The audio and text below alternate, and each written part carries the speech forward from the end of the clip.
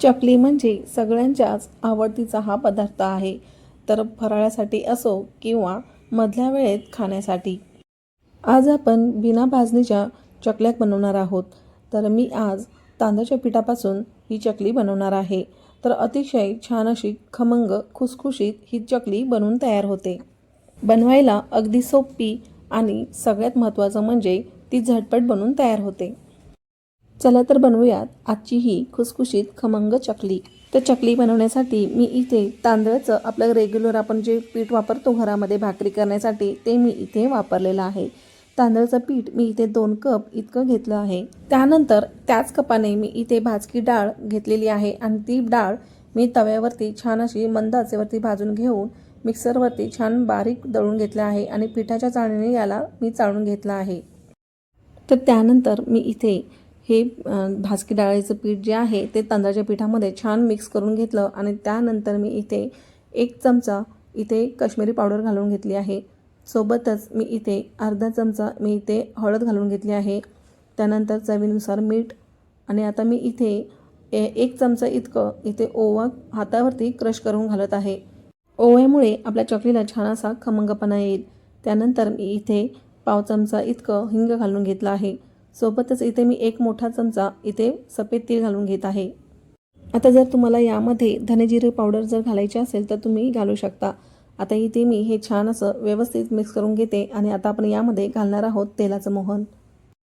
एका छोट्या टोपामध्ये तेल व्यवस्थित गरम करून घेऊन मी इथे 3 चमचे इतकं मी यामध्ये तेल घालून घेत आहे.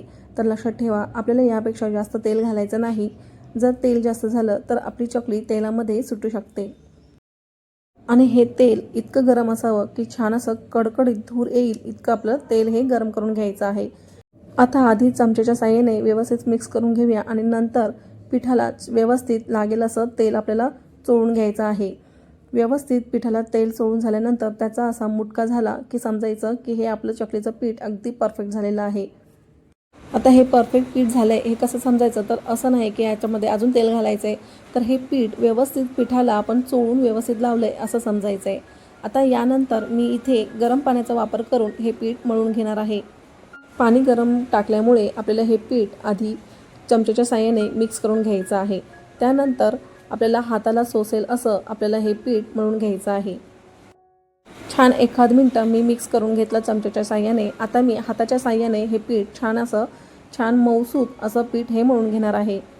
जसं आपण भाकरीचं पीठ मळतो त्याप्रमाणे आपल्याला अगदी हे मऊसूत पीठ मळून घ्यायचं आहे. अगदीच आपल्याला हे कडक पीठ मळायचं नाही किंवा अगदीच पातळ किंवा मऊसूत करायचं नाही.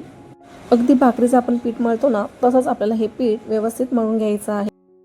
तर इथे आता माझं पीठ छान व्यवस्थित मऊसूत असं मळून झालेलं आहे. आता मी लगेचच याचे चकल्या बनवायला घेणार आहे.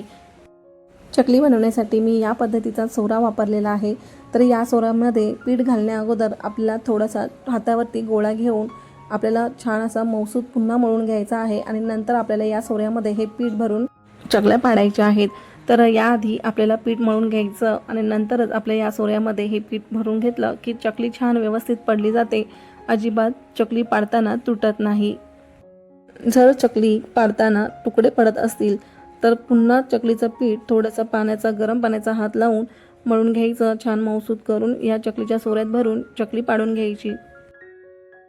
आणि जसं तुम्हाला सोयीस्कर वाटेल तसं तुम्ही चकली या पद्धतीने पाडून घ्या आणि तळून घ्यायची आहे. मी इथे एका ताटामध्ये या पद्धतीने चकली पाडून घेत आहे. चकलीचं तोंड व्यवस्थित बंद करून घ्यायचं आणि चकली पाडताना एकदम जवळजवळ पाडून घ्यायची आहे. म्हणजे हे तेलामध्ये तळताना अजिबात सुटत नाही. तर इथे मी काही चकल्या पाडून घेतलेल्या आहेत. तुम्ही बघू शकता की चकली आपली कुठेही तुटलेली नाही करताना. तर आता आपण या 5 ते 6 चकल्या केलेल्या आहेत त्या आपण तळून घेऊया. आता ही तेलामध्ये चकली सोडण्या अगोदर आपलं हे तेल चांगलं कडकडीत गरम असावं. म्हणजे मोठ्या आचेवरती हे तेल आपल्याला कडकडीत गरम करून घ्यायचं आहे. आणि उलटण्याच्या साहाय्याने मी या पद्धतीने ही चकली तेलामध्ये सोडत आहे. आता मध्यम आचेवरती आपल्याला ही चकली 1 ते 2 मिनटं तळून घ्यायची आहे. नंतर दुसऱ्या बाजूने पलटी करून आपल्याला 1 ते 2 मिनटं छान अशी तळून घ्यायची आहे. तर नेहमी चकली मध्यम आचेवरतीच तळून घ्यायची आहे. तळून झाल्यानंतर बुडबुडे कमी झाले की नंतरच आपल्याला ही चकली काढून घ्यायची आहे. जास्त जर तुम्ही तेलात तळून घेतली तर चकली काढल्यानंतर ती पुन्हा लाल होण्याची किंवा असं काळपट अशी होते। त्यासाठी या स्टेजवरती आपल्याला ही चकली काढून घ्यायची आहे। तर तुम्ही आधीपेक्षा तुम्ही या तेलावरचे बुडबुडे पाहू शकता की या तेलाचे बुडबुडे थोडे कमी झालेले आहेत। आता या स्टेजवरती मी इथे ही चकली काढून घेते। तर तुम्ही पाहू शकता आपली ही तेलात तळताना चकली व्यवस्थित छान अशी तळली गेलेली आहे। अजिबात तेलामध्ये सुटलेली नाही। अगदी परफेक्ट अशी आपली ही चकली बनवून तयार झालेली आहे। आणि याच पद्धतीने सगळ्या उरलेल्या ज्या चकल्या आहेत त्या आपण या पद्धतीने चकल्या तळून घेणार आहोत।